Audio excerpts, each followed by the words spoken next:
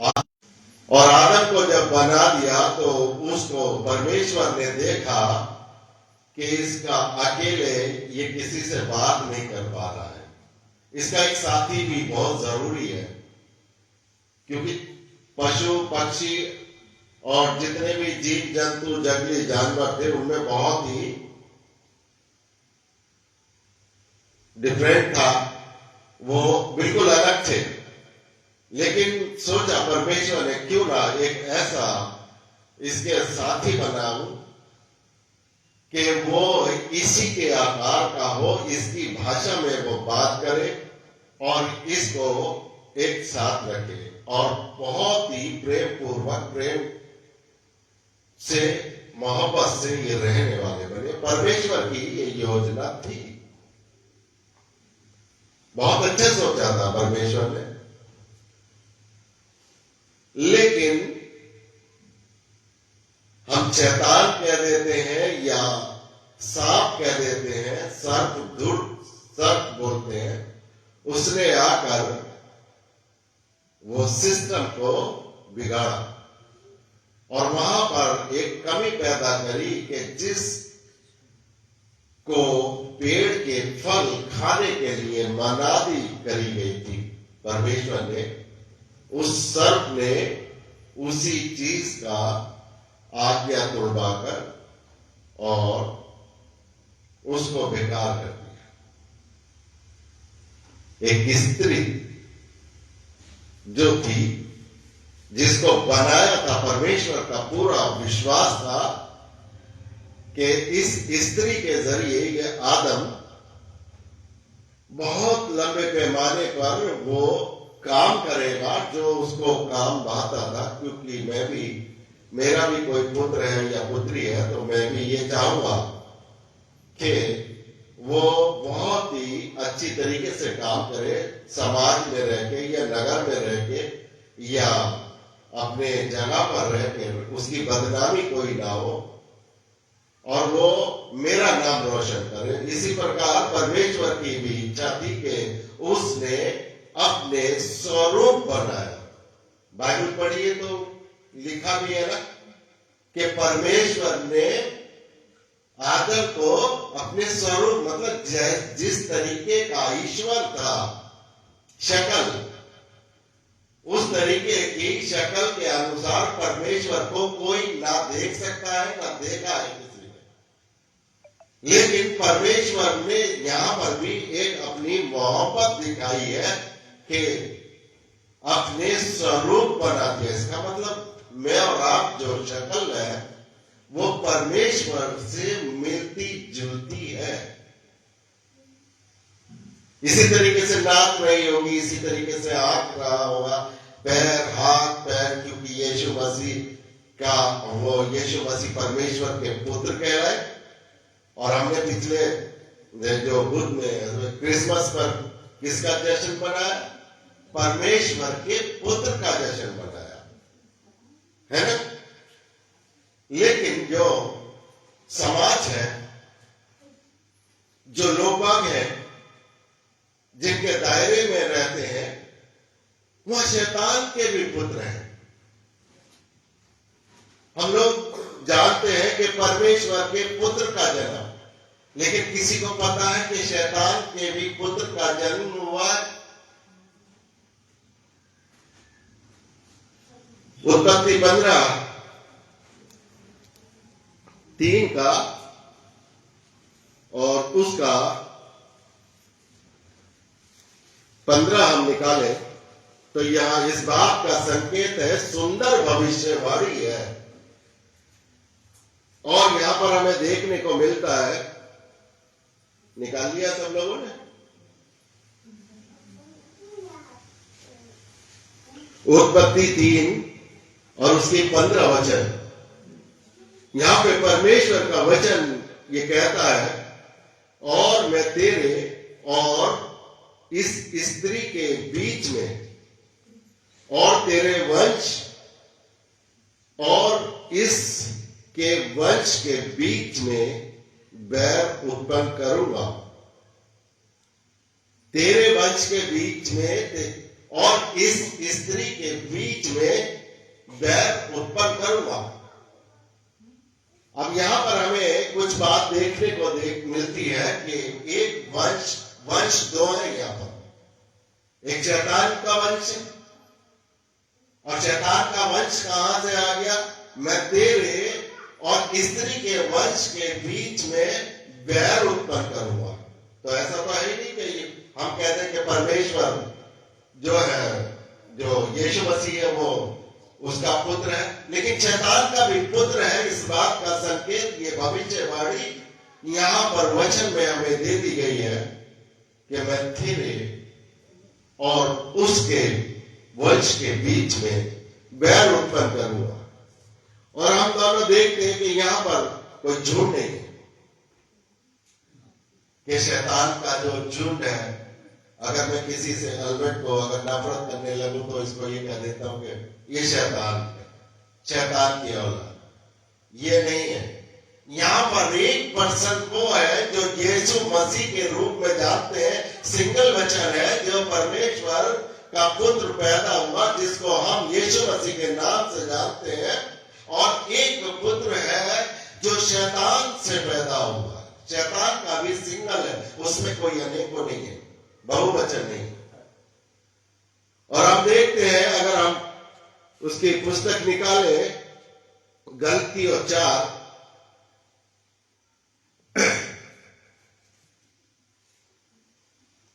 गलतियों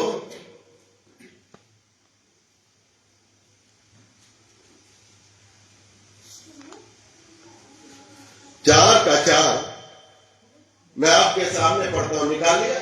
गलतियों 4:4 मैं आपके सामने पढ़ता हूं। परंतु समय पूरा हुआ तो परमेश्वर ने अपने पुत्र को भेजा। जब समय पूरा हुआ, भविष्यवाणी हुई थी कि एक पुत्र जनेगी, और कई सौ साल पहले ही भविष्यवाणी हो चुकी थी कि एक पुत्र जन्म लेगा और वो परमेश्वर की तरफ से होगा, वो परमेश्वर का भेजा हुआ एक अंश होगा, और जिसके द्वारा उद्धार, पूरा जगत को उद्धार मिल सकेगा, नजात मिल सकेगी। एक का वर्णन ये हो चुका है, जो पैदा हमारे बीच में हुआ, जिसका जन्मदिन हमने अभी पिछले हफ्ते मनाया। और उसके बीच में हमने ये देखा, जो व्यवस्था के अधीन होगा, मतलब वो रिस्पेक्ट करेगा, व्यवस्था के अनुसार चलेगा, वो खाना भी खाएगा, वो टाइम से सोएगा भी, वो टाइम से अपने मंदिर भी, उस समय चर्च को मंदिर बोलते थे, वो मंदिर भी जाता था। मंदिर जाने से, चर्च में जाने से बहुत ढेर सारी दुष्ट आत्माएं निकट नहीं आती। चर्च में जाने से बहुत सी प्रॉब्लम अपने आप ही दूर हो जाती है। और जो लोग बाग होते हैं, जो श्रापित है, वो इस व्यवस्था को नहीं जानते, क्योंकि व्यवस्था को उल्लंघन करने के लिए ही वो पैदा हुई।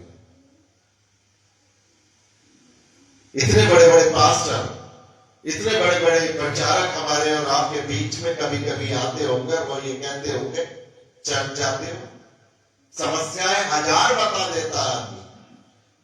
उन पास्टर का या उन प्रचारक का ये जिक्र एक सेंटेंस होता है, इतने प्रॉब्लम सुनने के बाद क्या आप अपने गिरजे जाते हैं?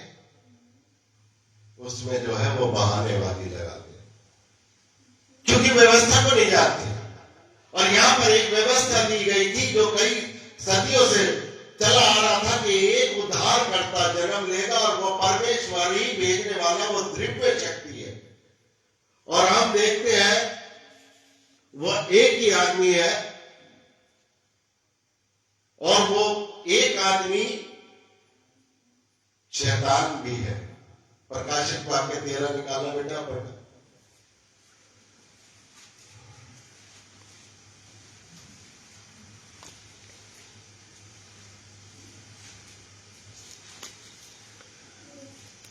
प्रकाशित वाक्य 13, और यहां पर शैतान का पुत्र भी मैं जिक्र कर देता हूं। दूसरी आयत अगर हम पढ़ते हैं तो लिखा हुआ है, जो पशु मैंने देखा वह चीते के समान था, उसके पांव भालू के से और मुंह सिंह का सा था। उस अजगर ने अपनी सामर्थ और अपना सिंहासन और बड़ा अधिकार उसे दे दिया, अपने पुत्र को दे दिया। वह कितना है, परमेश्वर के लिए यह कहा जाता कि वो अनंत काल का परमेश्वर है। उसके लिए कहां पर है, स्वर्ग में है जगह। और इस शैतान के पुत्र के लिए कहां पर है, वो जो हम कहते हैं कि नर, जिसमें आग भभक रही होती है, आग का कुंड कह सकते हैं आप, उसमें है। इस परमेश्वर को, उस परमेश्वर को, वो भी उस बाइबल में लिखा हुआ है कि उसने भी अपने आप को परमेश्वर कहलाता है। चर्चों में जाके परमेश्वर कहलाता है, अपने आप को कहता है कि मेरी को तुम परमेश्वर मानो। और आज हम देख रहे हैं कि बहुत ढेर सारे दल ऐसे हमारे बीच में जन्म ले चुके हैं, बहुत ढेर सारे व्यक्ति इधर से उधर और चर्चों के अंदर भी घुस जाते हैं कि अपने आप को वो परमेश्वर कहलवाते हैं। बहुत ढेर सारे लोग पहले ये कहते थे कि हम जब चर्च में जाते हैं तो शांति मिलती है, हम जब चर्च में जाते हैं तो शांति मिलती है। बोले शांति क्या चीज है? बोले शांति एक है, जैसी चर्च के अंदर होते हैं कोई भी चीज की, कोई ऐसी चीज की आवाज नहीं सुनते कि जिससे हमारे को घबराहट पैदा हो। आज धीरे धीरे वो चर्चों में घुसती चली आ रही है। चर्च में कभी भी नाच कूदने डांस वगैरह कभी नहीं होते थे। हम देखते हैं वर्ल्ड, पूरे यूरोप में देखते हैं आप, यूरोप के चर्चों में भी नाच कूदना गाना होता है। ये परमेश्वर के वचन के खिलाफ है। वो शांति,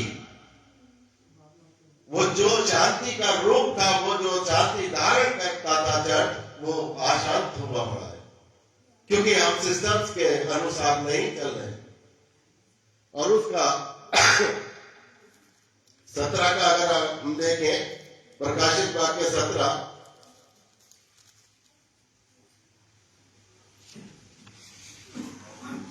और उसका 8 वचन मैं आपके सामने पढ़ता हूं। 17 का 8,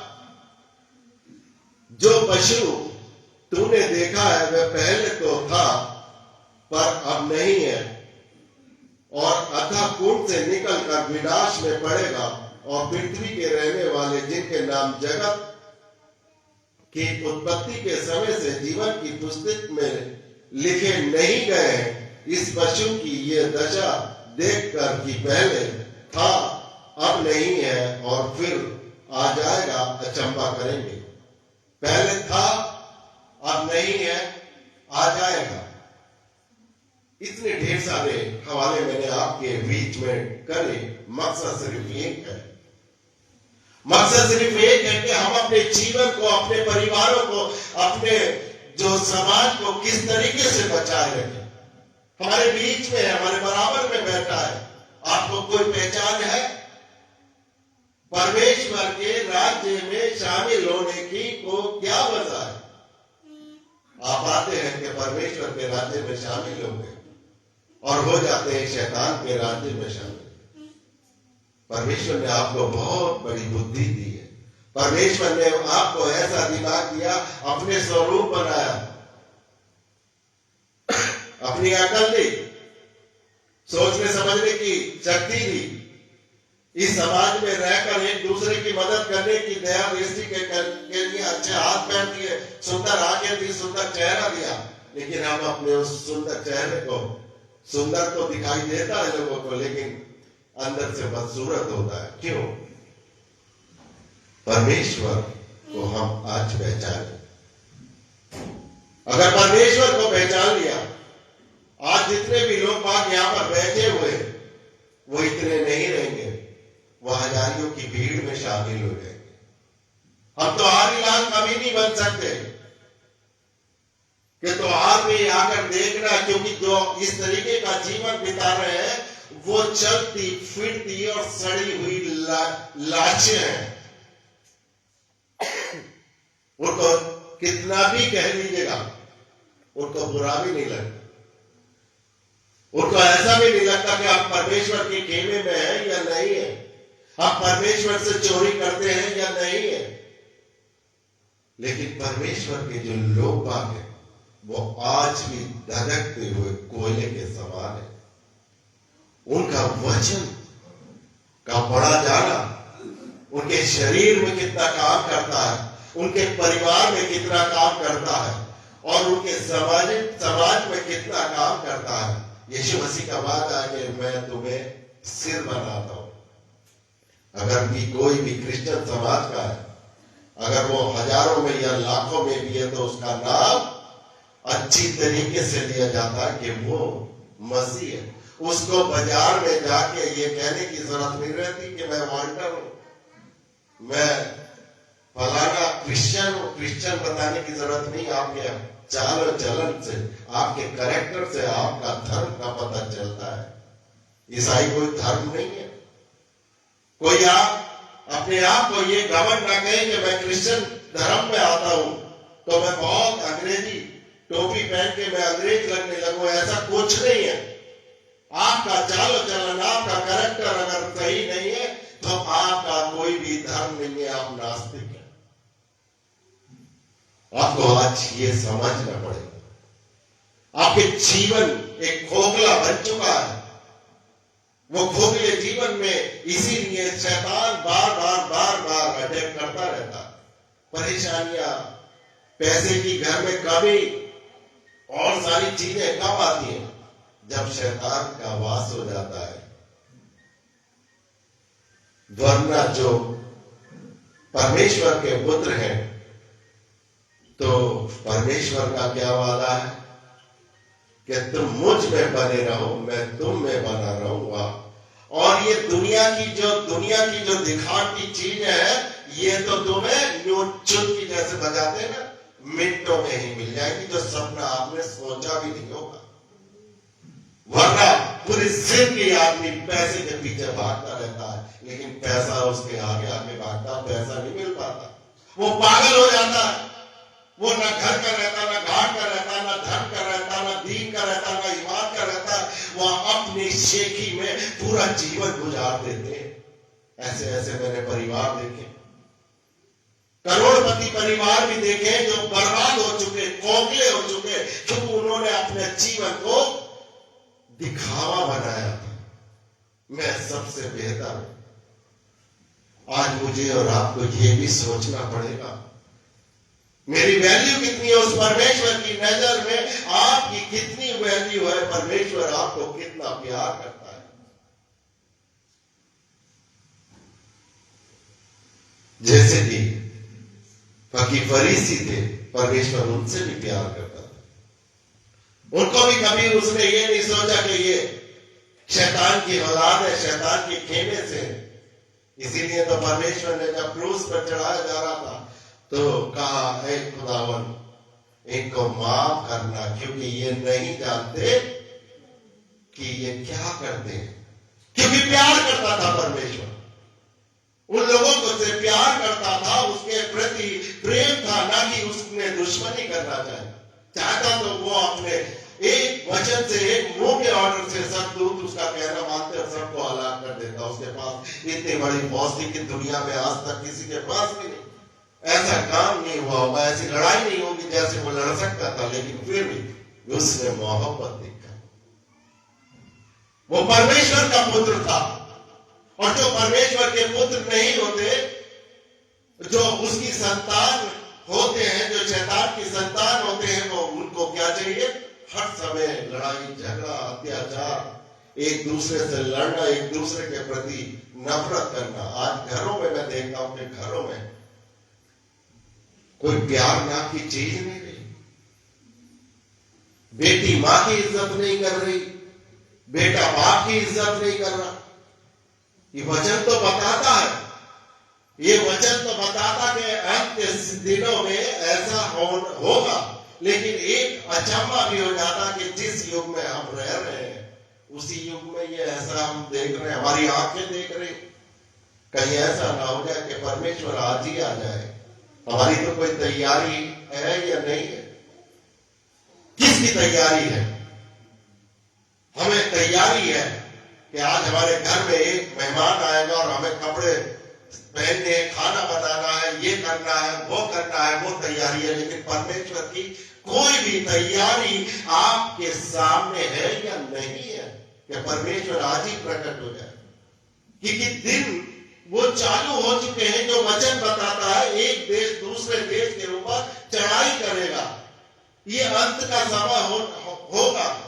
जब परमेश्वर से यीशु मसीह से पूछा कि वो अंत का समय कब होगा, तो उसने बताया कि जब तुम समझ लेना, दिन कोई मैं नहीं बता सकता, लेकिन जब ऐसी ऐसी चीजें होने लगे तो समझो कि खुदावन प्रभु यीशु मसीह का आना बिल्कुल नजदीक है। वो कब आ सकते हैं, और जब वो कभी भी आएंगे तो क्या हमारी कोई तैयारी है? हमने वो कपड़े पहन रखे हैं, वो कपड़े हमारे पास है, वो झिलिम हमारे पास है, वो टोप हमारे पास है, वो कमरबंद हमारे पास में है, जिसके लिए परमेश्वर के पुत्र के आने से पहले हमारे पास होने चाहिए थी। वो तैयारी, वो जो हमारे घर में मेहमान आएगा उसकी तैयारी है या नहीं है? हमने अपने जीवन को बर्बाद कर दिया। 60, 70, 30 साल के हो गए, 25 साल के हो गए, अभिषेक ही में गुजार रहे। परमेश्वर को हमने पहचाना ही नहीं। सिर्फ यह है कि बड़े दिन में खाना बन जाएगा घर पे और 10-15 आदमियों को बुला के खाना बना देंगे कि चिकन बनाया साहब। उससे परमेश्वर आपके घरों में जाने वाला नहीं है। परमेश्वर इन बातों से खुश नहीं होने वाला। परमेश्वर आपके कैरेक्टर को देखता है, परमेश्वर आपके चाल चलन को देखता है, परमेश्वर वो सारी सभ्यताओं को देखता है, जो व्यवस्थाओं को देखता है जो परमेश्वर ने इस वचन के द्वारा हमें और तुम्हें दी है। आज आदमी मुंह के ऊपर झूठ बोल देता है। वो ये सोचता परमेश्वर कोई चीज नहीं है। परमेश्वर, जिस परमेश्वर के लिए हम और आप यहां पर आए हुए हैं, वो परमेश्वर वो अभी भी हमें देख रहा है। हमें कोई परेशानी में नहीं पड़ने देखना चाहता। वो हमारे लिए आंसू बहाता है। अगर हमें बुखार भी आ जाता है, जुकाम भी हो जाता है, तो हमारे लिए आंसू बहाता है। वो परमेश्वर, वो जिंदा परमेश्वर है। उसको हम और आप नहीं देखते, उसके प्यार को नहीं जानते। वो हमारे लिए कितना परेशान हो जाता है। दुनियावी माता पिता हमको छोड़ के चले जाते, लेकिन वो परमेश्वर का वादा कि मैं तुम्हें कभी अब से लेकर और अंत तक सदैव वो हमारी देखभाल करता है। दुनिया के अंत तक वो हमारे साथ में। क्यों? क्योंकि वो प्यार करता परमेश्वर का पुत्र है। हम जन्म तो बना लेते हैं, लेकिन उस जन्मे हुए पुत्र की बात को नहीं पहचानते कि वो पैदा होने का मकसद क्या था। हमने अपने घर बिगाड़ रखे, अपने आप को बिगाड़ लिया। परमेश्वर को भी लालच दिया था कि ये सारी चीजें ले ले। जब 40 दिन के लिए जंगल में परमेश्वर गया और वहां पर 40 दिन के उपवास में रहा, तो शैतान ने आकर उसकी परीक्षा ली और शैतान ने परीक्षा ली कि ये सारा राजपाट मैं तुझे दे दूंगा। लेकिन परमेश्वर ने उसको भी ठुकरा दिया। इंसान ही कह देता ले दे दो, मेरे भाई का मर्डर कर दो, मेरे भाई का कत्ल कर दो, लेकिन ये राजपाट मुझे दे दो। यहाँ पे उल्टी कहानी हो। इसीलिए परेशान है आज के आदमी को चिंता की जरूरत है। और वो इस चिंता की जरूरत है कि जब हमारे पास प्रभु आ चुके हैं, परमेश्वर की बातों को सुनने लगे हैं, परमेश्वर के राज्य में हम शामिल होने के लिए जा रहे हैं। आज परमेश्वर अगर आ जाता है, आज हमारी क्या तैयारी? उस तैयारी को मुझे और आपको देखना है।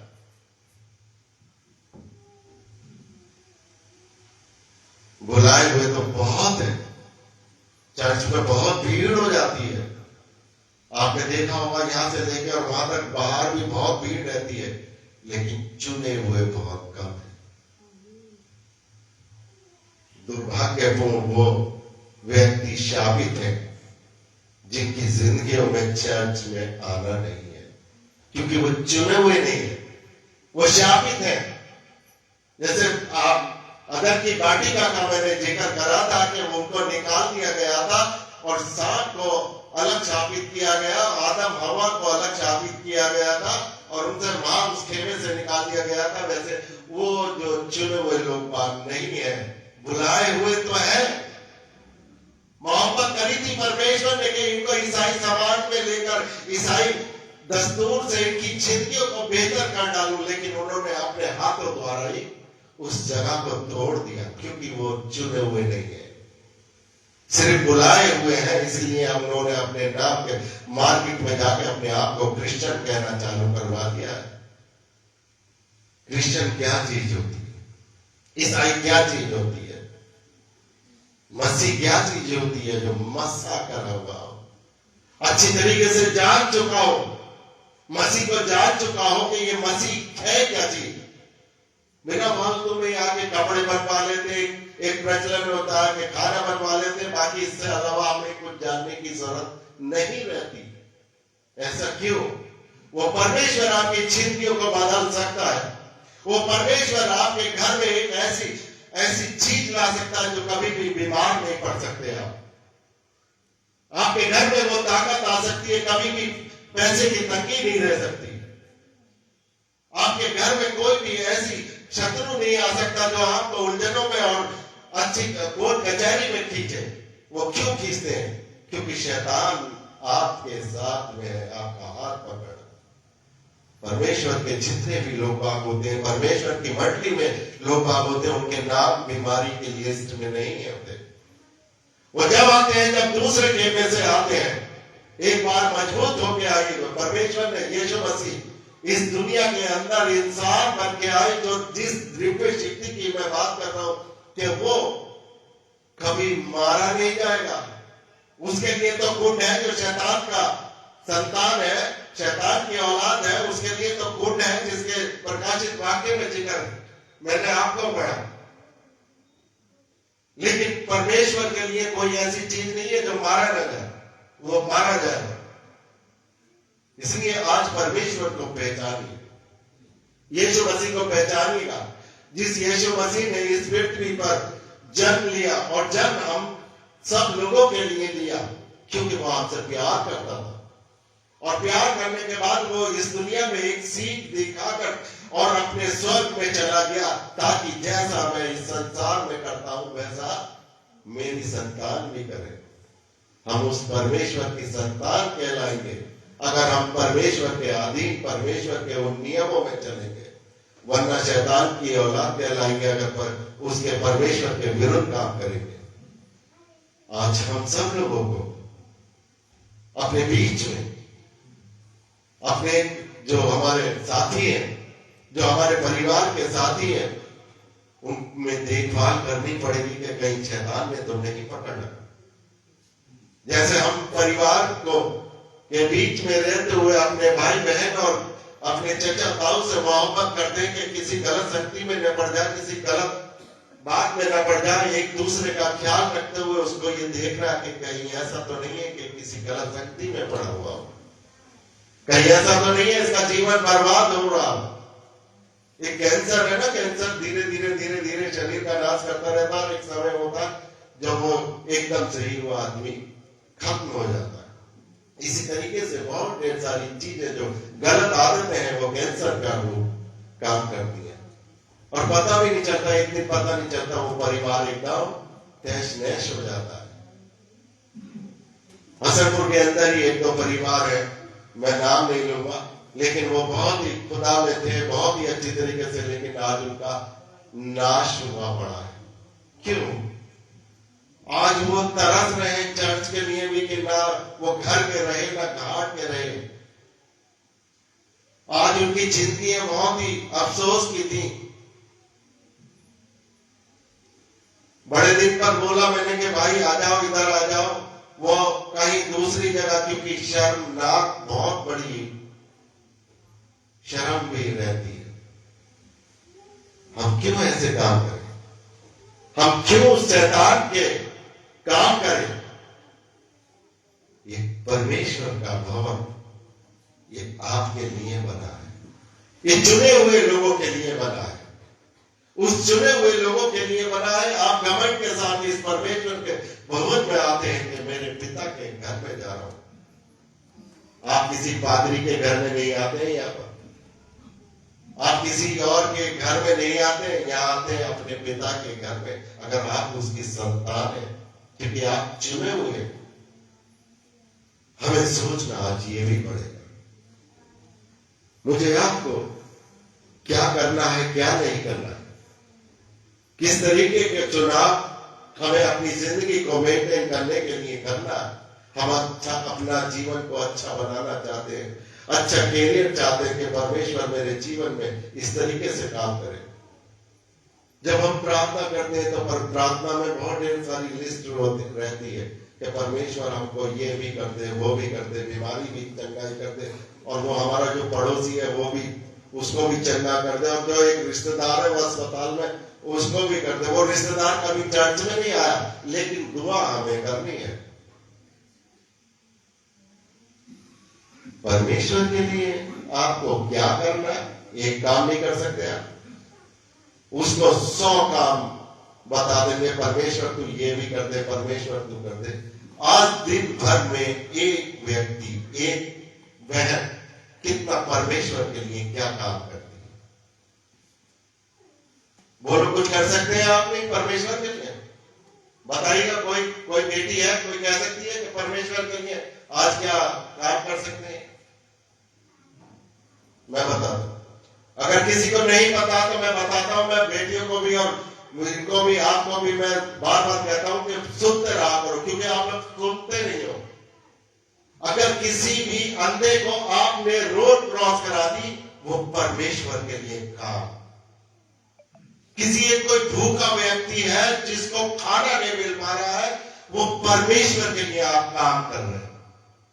कोई ठंड में सुकड़ रहा है, उसके पास कपड़े नहीं है, आपने उसको कपड़े दे दिए अपनी सामर्थ्य के अनुसार, वो परमेश्वर के लिए काम कर रहे हैं।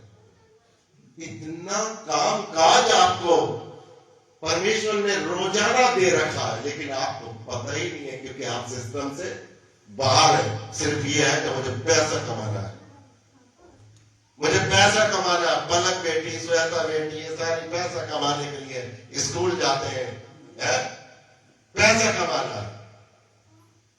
कभी स्कूल जाते समय अगर एक व्यक्ति की हेल्प इस तरीके से करती, अगर सैलरी लेती हो, एक आदमी को आपने खाना खिला दिया, आपकी वो सैलरी एक अच्छे परिवर्तन में बदल जाएगी, आपके घर में बरकतें आनी चालू हो जाएगी। परमेश्वर का वादा है, मैंने तुम्हें ये करने के लिए इस पृथ्वी पर बनाया है।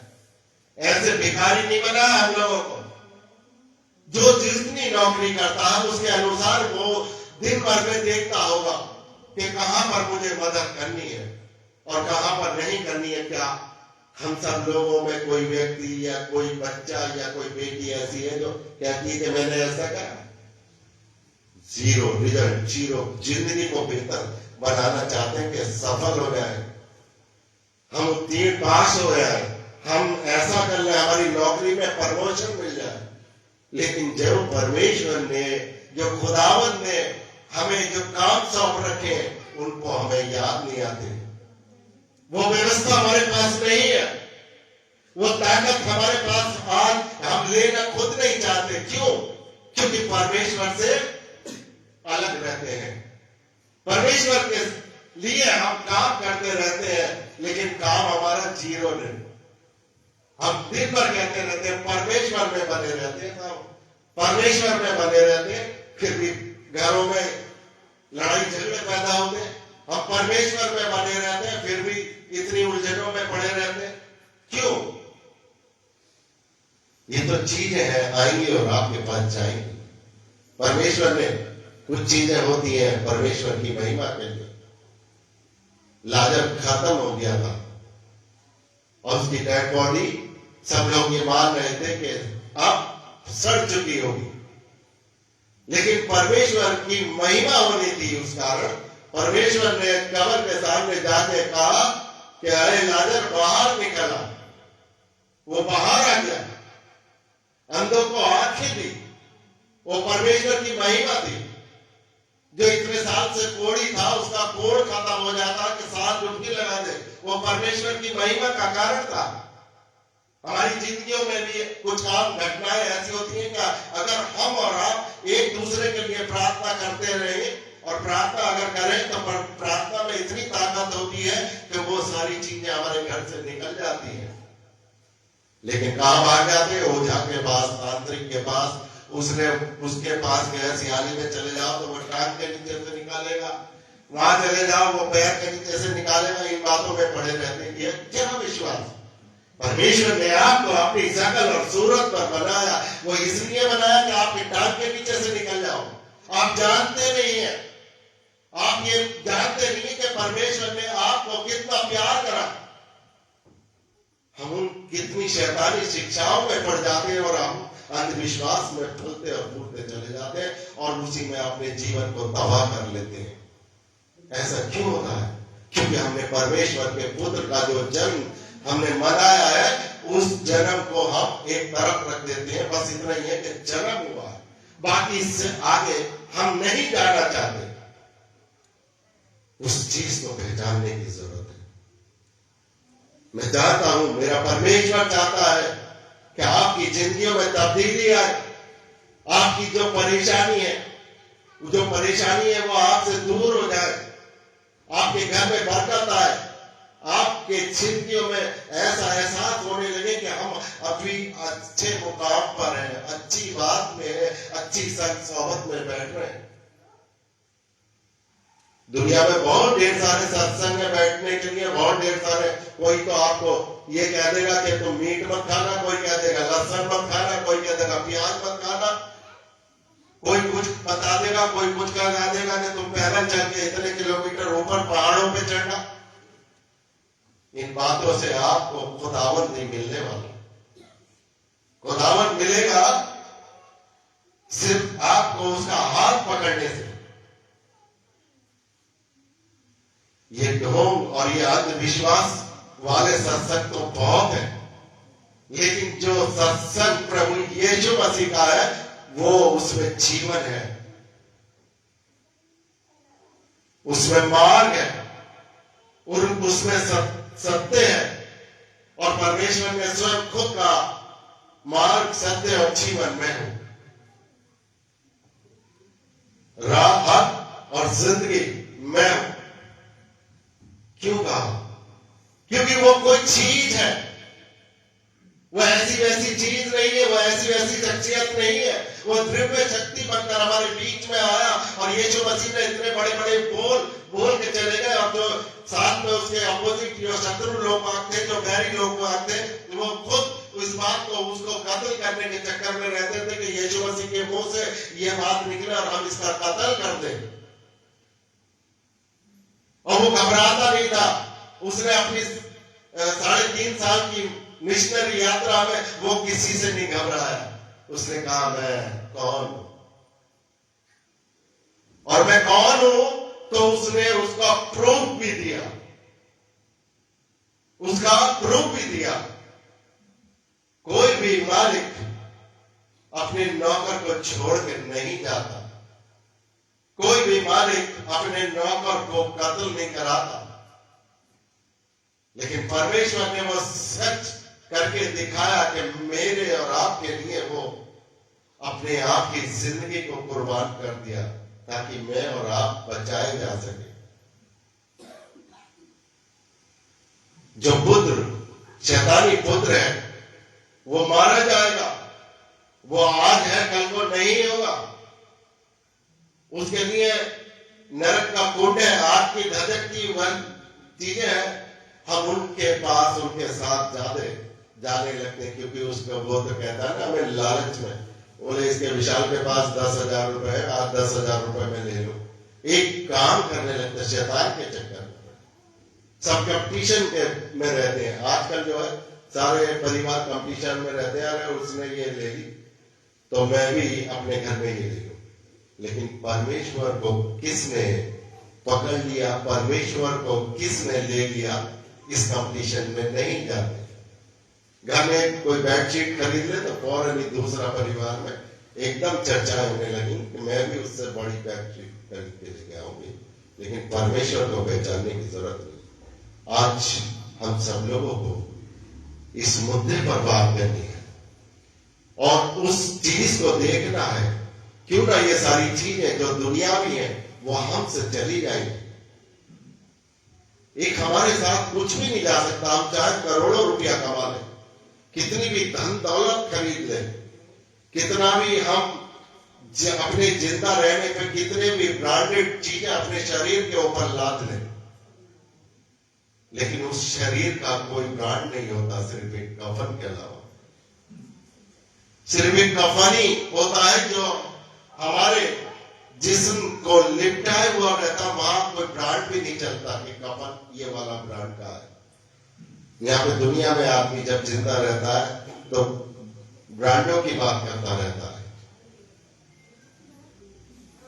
इस चीज में घमंड आने लगता है, लेकिन उस चीज में घमंड नहीं आता कि परमेश्वर के पास जाने से अनंत काल का जीवन मिलेगा, वहां पे जिंदा रहेंगे हम। अगर परमेश्वर के साथ साथ बने रहेंगे तो परमेश्वर के पास जाने के बाद हमारे पास मृत्यु नहीं है, अनंत काल का जीवन है। उस चीज को हम भूल जाते हैं, उस वाले ब्रांड को हम देखना नहीं चाहते। लेकिन हम यहाँ पे शरीर के अंदर जब हम होते हैं, शरीर लालसाओं में हम पड़े रहते हैं, तो हम ब्रांड को ढूंढते रहते हैं। कभी जिंदगी में ये सोचा है आपने, जब इस दुनिया से हम सब लोग यहां से रुखसत करके जाएंगे, उस समय हमारे घर का क्या होगा, हमारा क्या होगा?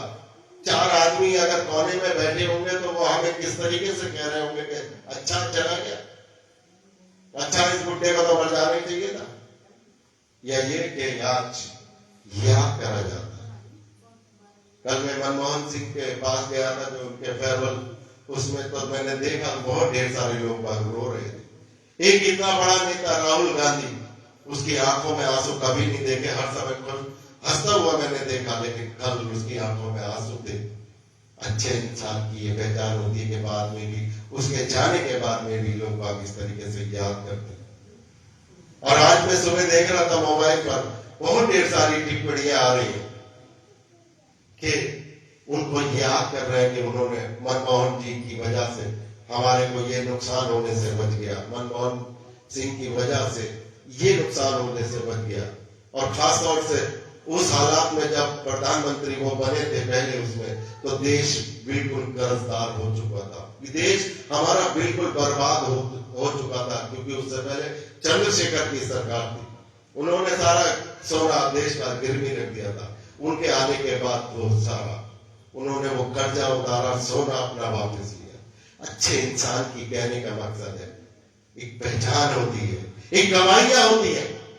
आज हम यीशु मसीह के लिए गवाही देते हैं कि यीशु मसीह ने अंधों को ऐसा कर दिया, मुर्दों में जान डाल दी, और उन्होंने लंगड़ों को चला दिया, उन्होंने बीमारों को चंगाइयां शिफा दे दी, उन्होंने जितने भी दुष्ट आत्माएं थी शरीर के अंदर, 2,000 दुष्ट आत्माओं की शक्ति रखने वाली एक आत्मा को, दुष्ट आत्मा को निकाल दिया। वो उनकी एक गवाहियां, हमें अपनी जिंदगियों में एक गवाही तैयार करनी पड़ेगी।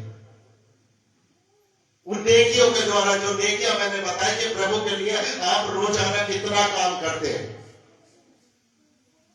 हमें अपने आप को तैयार करना है।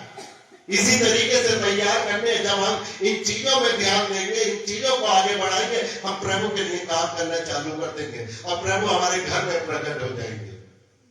हम किसकी संतान कहलाएंगे? उस परमेश्वर की संतान, उस संतान, शैतान की संतान नहीं कहलाएंगे, फिर हम परमेश्वर की संतान कहलाएंगे। और फिर हमारा मन ये नहीं करेगा कि त्योहारी लाल बन जाए, फिर हम हर संडे को यहाँ पर चुनकर आएंगे, चुनाव होगा। परमेश्वर ने हम सब लोगों को मां के पेट से चुन लिया था, लेकिन ये सारी चीजें भूल जाते हैं। क्यों भूल जाते हैं? क्योंकि हम व्यवस्था के अधीन ही बन के रहे। सिर्फ व्यवस्था में ये लिखा है, व्यवस्था में ये लिखा है, लेकिन नया जिंदगी जो यीशु मसीह कि चिंता होने के बाद नई सृष्टि हो गई, नया जीवन हो गया, वो चीज वो मिल जाते हैं। व्यवस्था के अधीन तो हमारे मुस्लिम भाई भी हैं, वो आज तक व्यवस्था के अधीन ही चल रहा है। तो पुरानी व्यवस्था, मूसा की व्यवस्था जो चली आ रही थी, वो नई व्यवस्था को अभी पहचाने नहीं है। इसलिए हमें चेंज होना पड़ेगा, अपने आप को बदलना पड़ेगा। आज हमें फर्क ये देखना है, एक तरफ ईश्वर का पुत्र है, एक तरफ शैतान का पुत्र है। हमारा जीवन, हमारा सब कुछ दांव पर लगा हुआ है। या तो हम दो चुनाव है, या तो ईश्वर के पुत्र के पास हम जाएंगे या शैतान के पुत्र के पास जाएंगे। शैतान के पुत्र के पास हमारा जीवन तबाही तबाही है, अशांति है, और ईश्वर के पुत्र के पास शांति है, अनंत काल का जीवन। ईश्वर के पुत्र की कभी मौत नहीं, शैतान के पुत्र की मौत है। जो वो अपने आप को नहीं बचा सकता, वो हमें और आपको क्या बचाएगा। आज चुनाव उस बात का करके आपको जाना है। यहां से जाने के बाद ये सोचना है, खाली यही नहीं कि आज संडे के दिन हो गया और बस प्रेयर करके आ गए और हम 10 का नोट यहां पर डाला और हमने चल दिए, और हमारे जीवन की, आपकी जीवन से बहुत ढेर सारी चीजें जुड़ी होती है। आप जो दान देते हैं, आप जो दान देते हैं, जो दान देते हैं, उस दान में भी फिर दान चला जाता है।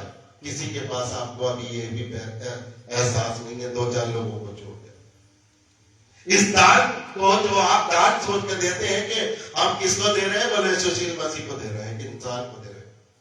पहली बात तो आपको ये दान, ये सोचना चाहिए कि हमारा जो दान जा रहा है वो परमेश्वर को जा रहा है, खुदावन को जा रहा है।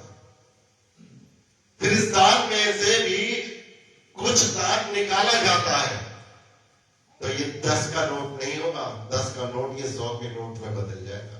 जब आपके अंदर ये चीज आ जाएगी, अपनी सोच को भी बदलना है, अपनी उन बातों को बदलना है। मैं बहुत आभारी हूं जो परमेश्वर के लिए सहयोग करते हैं, परमेश्वर के भवन के लिए सहयोग करते हैं, लेकिन हम सब लोगों को जिंदगी में ये करना पड़ेगा। मैं पादरी होने के बाद ये नहीं सोचता कि मेरा काम लेने का है, क्योंकि परमेश्वर ने मुझे ऐसा भी करा है। मैं दिन भर में ऐसे भी करता हूं। यहां तो सिर्फ संडे को ही आ रहा है, लेकिन हफ्ते में 6 दिन है, और 6 दिन यहां से दान भी दिया जाता है। अगर मैं ये सोचने लगूं कि मैं किसी इंसान को दे रहा हूं तो नहीं। इसीलिए मैंने आपसे कहा कि आपको खुदावन ने रोजाना काम दिया है। आप अगर किसी अंधे पुरुष को या अंधे जो स्त्री है, अगर सड़क भी अगर आपने क्रॉस करवा दी, उसकी मदद कर दी, उसको घर तक दिखा दिया, आपने परमेश्वर के लिए काम कर डाला। इसलिए परमेश्वर आपको एक अच्छी जिंदगी दे, अच्छी बरकत दे, और अपने राज्य में शामिल करे। सबको जय मसीह की। अब हमारी क्वायर आ जाए।